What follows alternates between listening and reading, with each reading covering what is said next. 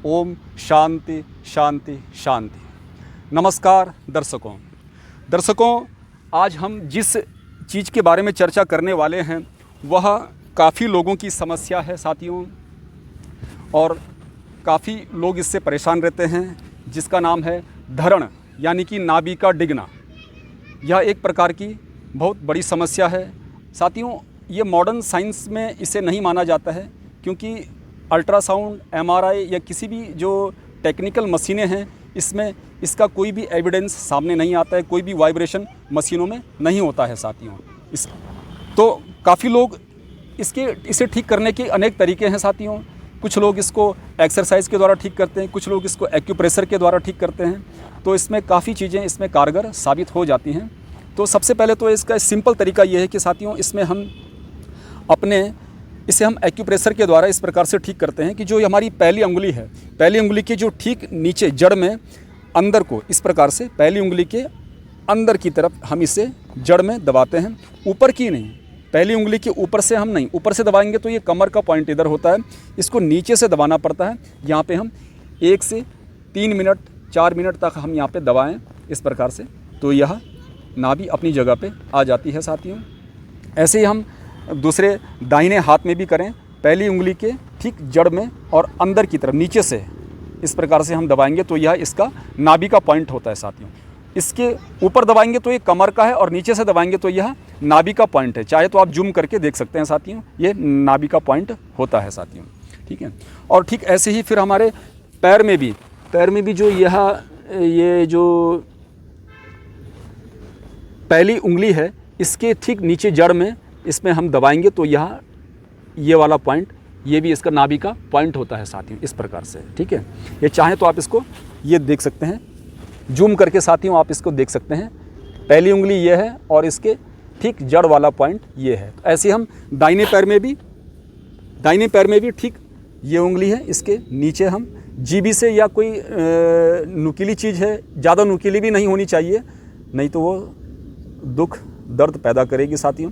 तो यहाँ पर ये उससे चोट लग सकती है, तो यहाँ पे आप इसको दबाएं। तो ये या इसका जो है मुख्य बिंदु होता है साथियों कि आप इसे इस प्रकार से दोनों हाथों में दबाते रहें। तो ये इसका एक्यूप्रेशर पॉइंट है और ज़बरदस्त तरीका ये नाभि को ठीक करने का है साथियों। अब कुछ लोग इसको लेट करके पैरों से झटका मारते हैं या नाभि को मसल देते हैं, तो ये तरीका बिल्कुल गलत है साथियों, क्योंकि नाभि को ज़्यादा मसलने से ऐसा होता है कि ये बार बार फिर उस समय तो नाभि अपनी जगह पे आ जाती है, लेकिन फिर कुछ टाइम बाद अगर हम थोड़ा सा एक्सरसाइज करेंगे तो फिर वो अपनी जगह से हिल जाती है, क्योंकि इससे मसल्स जो हैं वो लूज़ हो जाती हैं और वो फिर हिलने डुलने लगती हैं। तो इससे हम ज़्यादा प्रयोग ना करें इसका जो सबसे अच्छा तरीका वो यही है। और इसमें कुछ आसन बड़े कारगर साबित होते हैं साथियों, जैसे कि उत्तान पादासन, नौकासन, पाद अंगुष्ठ नासा स्पर्शासन, ज़बरदस्त इसके लिए आसन है साथियों। तो ये नाभि के जितने भी उपद्रव हैं उसे ये ठीक करता है साथियों।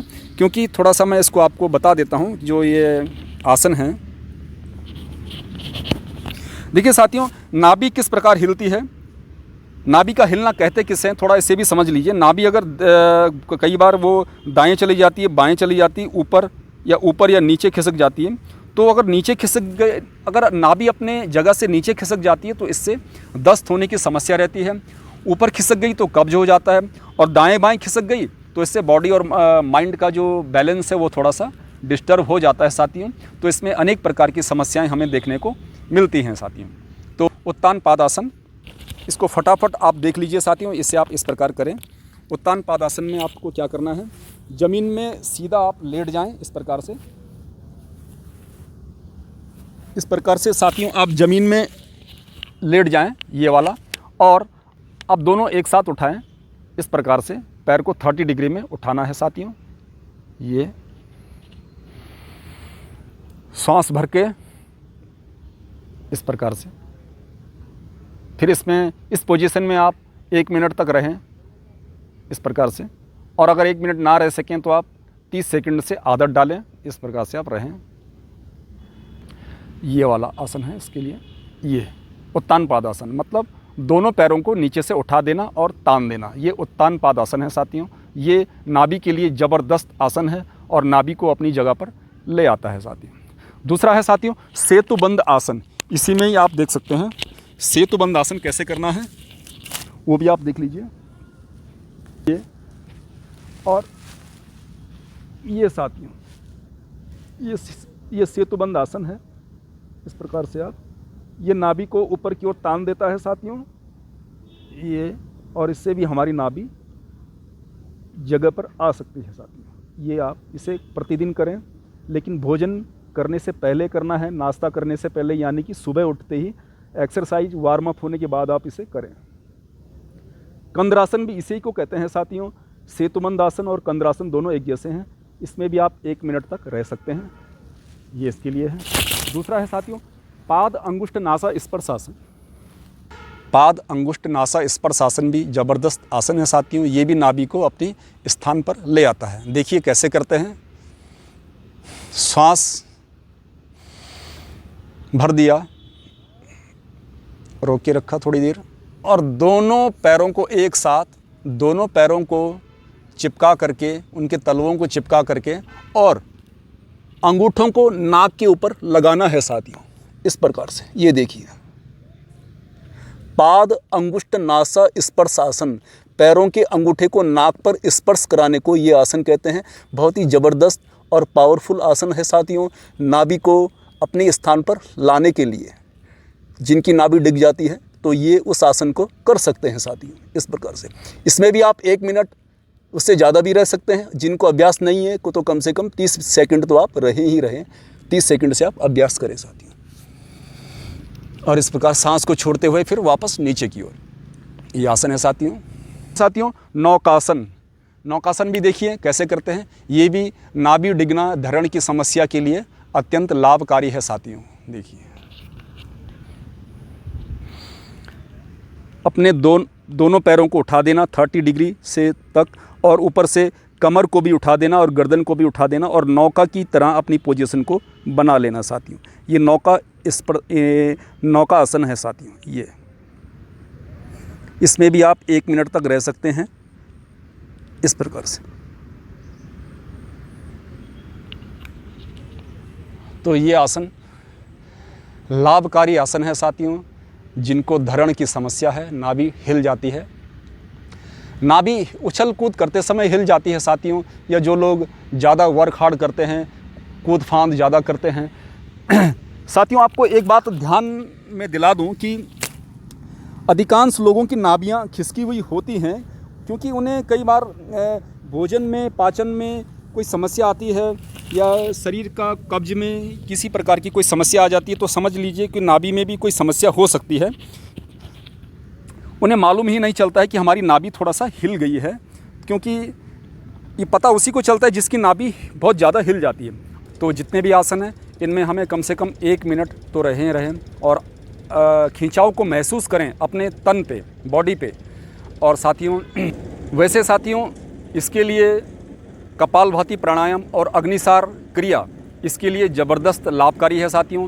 कपालभाति प्राणायाम से भी नाभि अपने स्थान पर आ जाती है साथियों। कपालभाति भी इसमें लाभकारी है।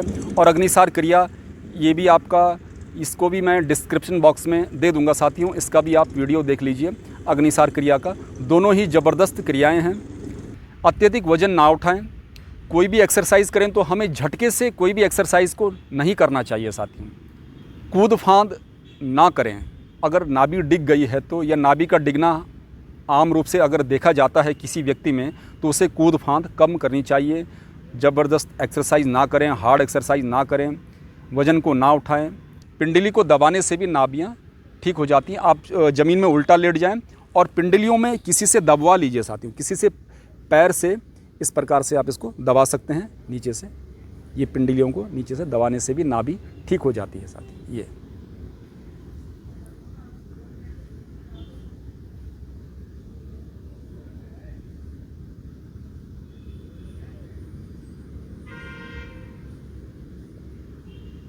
इस प्रकार से नाभि को डिगना है।